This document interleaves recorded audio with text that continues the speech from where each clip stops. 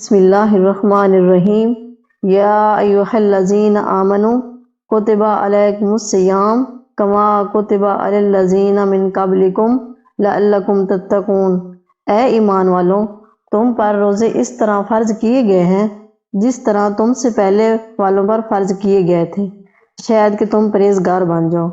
ماہ رمضان المبارک خداوند عالم کا بہت فضیلت، برکت اور شرافت والا مہینہ ہے۔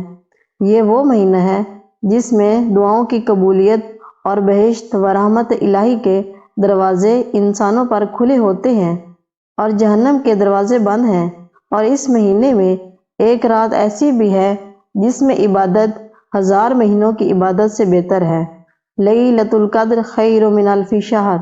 لہٰذا ہر ایک غور کرے کہ وہ اپنے شب و روز کیسے گزارتا ہے اور اپنے اعضاء و جراح کو کس طرح خداوند عالم اطاعت و فرمان برداری میں استعمال اور اس کی معصیت و نافرمانی سے بچاتا ہے۔ کہیں ایسا نہ ہو کہ راتوں کو سونے اور دنوں کو یاد خدا سے غفلت میں گزار دے۔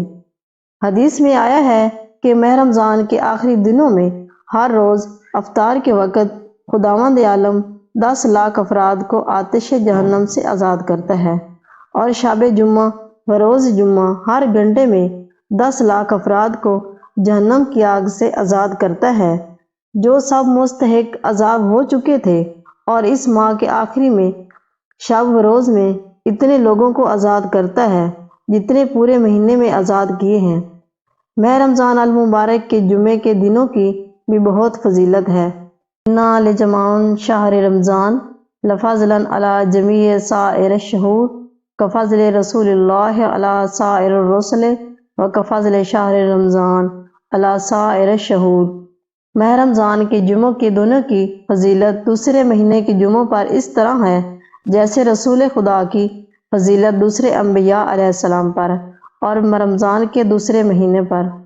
عزیزان گرامی، کہیں ایسا نہ ہو کہ یہ ماہ مبارک گزر جائے اور تمہارے گناہ تمہاری گردن پر باقی رہ جائیں، اور جس دن روزہ دار اپنے اجر ثواب کو حاصل کر رہے ہو تو تم محروم اور نقصان اٹھانے والوں پر قرار پاؤ۔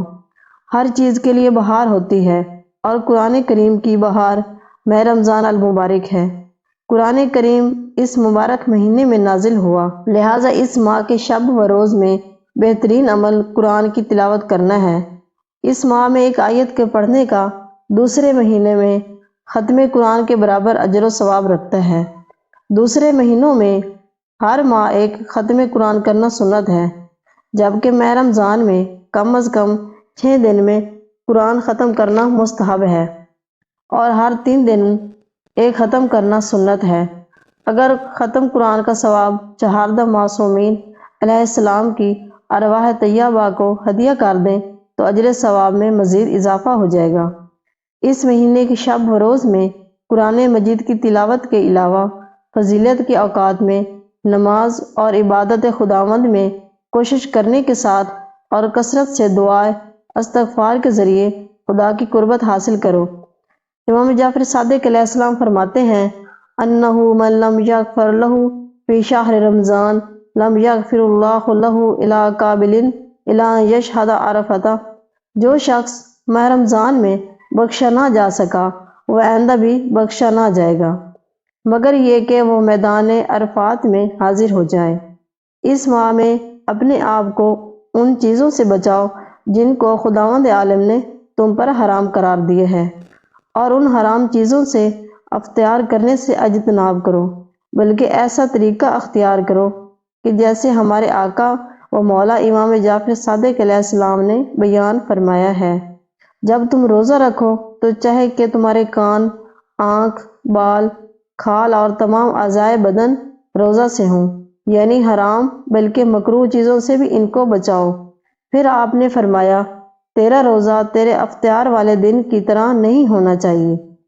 نیز فرمایا روزہ صرف کھانے پینے سے رک جانا نہیں ہے، بلکہ روزہ میں اپنی زبان کو جھوٹ سے اور آنکھ کو حرام سے بچاؤ۔ ایک دوسرے سے جھگڑا، حسد، غیبت اور جدل مت کرو، اور دوسروں سے دل تنگ نہ ہو جاؤ، اور یاد خدا اور نماز سے ہرگز غافل نہ ہو، اور خاموش رہو۔ اس بات سے جو کہنا چاہیے، اور جو بات نہیں کہنی چاہیے اس پر خاموش رہنا بطریق اول ضروری ہے، اور دوسروں کے مد مقابل صبر سے کام لو اور سچے ہو جاؤ۔ برے لوگوں کی صحبت سے دوری اختیار کرو۔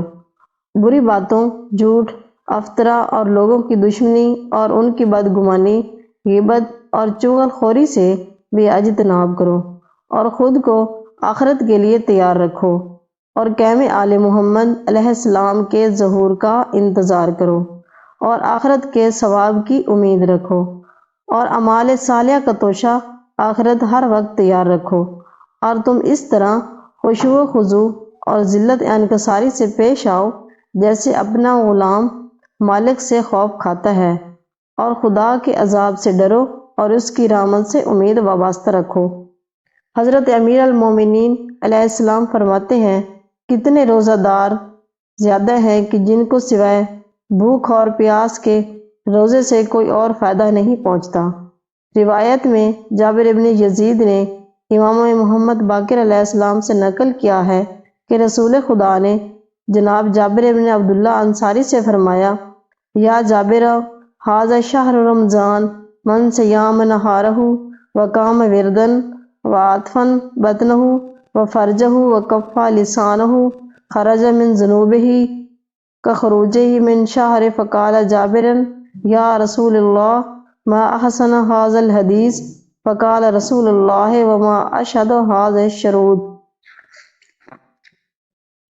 اے جابر، یہ رمضان کا مہینہ ہے، جو شخص اس کے دن میں روزہ رکھے اور اس کی راتوں میں ذکر اور عبادت خدا میں قیام کرے، اور اپنے شکم اور شرمگاہ کو حرام سے بچائے اور اپنی زبان کو محفوظ رکھے، تو وہ گناہوں سے ایسے باہر نکل آئے گا جیسے اس مہینے سے خارج ہوا ہو۔ جابر نے عرض کیا، اے اللہ کے رسول، یہ کتنی بہترین حدیث ہے جو آپ نے ارشاد فرمائی ہے۔